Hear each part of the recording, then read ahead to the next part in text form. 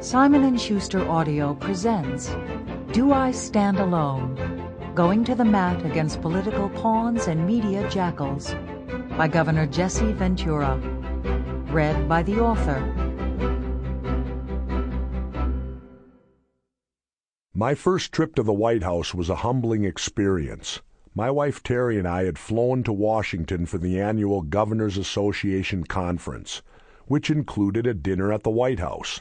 The moment we walked in that enormous front door, we just stood there for a moment, in awe.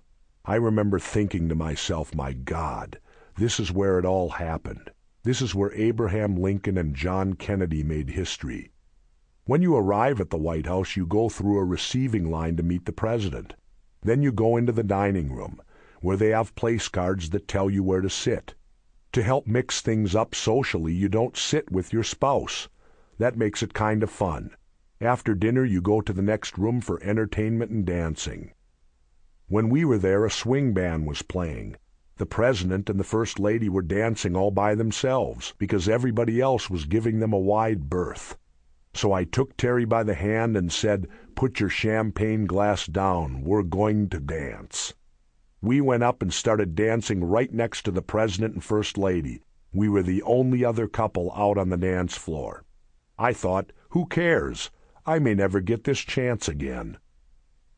At one point, I leaned towards Terry and said, "You dare me to cut in?"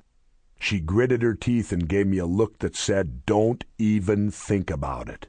But in hindsight now, I bet she wishes I had.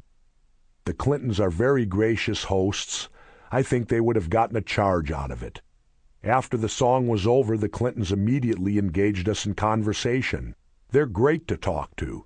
I told them about my very first proclamation as governor, declaring February 15th Rolling Stones Day. They thought it was great. I had them both autograph my menu that night. Hillary Clinton signed it with deep admiration and respect. I believe she was sincere.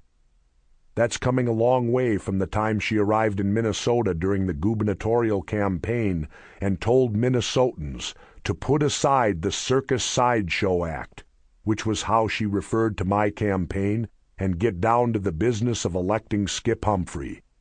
I don't hold that against her. She was brought in as a hired gun to stump for Humphrey, so of course she had to say something like that.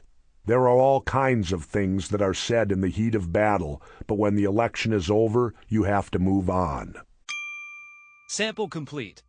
Ready to continue?